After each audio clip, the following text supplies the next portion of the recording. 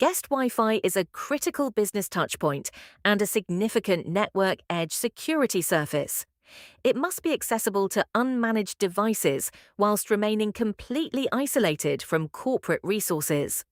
Secure guest Wi-Fi architecture rests on three pillars. Network segmentation splits networks into isolated VLANs to limit the blast radius of incidents.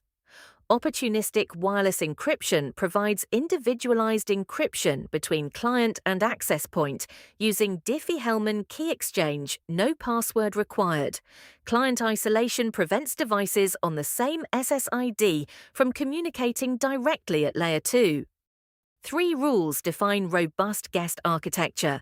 First, the RFC 1918 Internet-Only Rule. Block outbound guest traffic to the three private IP ranges to create an impenetrable barrier between visitors and corporate LANs.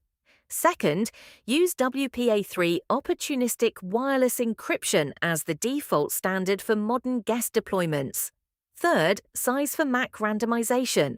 Modern devices randomize MAC addresses on each reconnection, so size guest subnets at least 2 sizes larger than needed, and set DHCP lease times to 2 to 4 hours.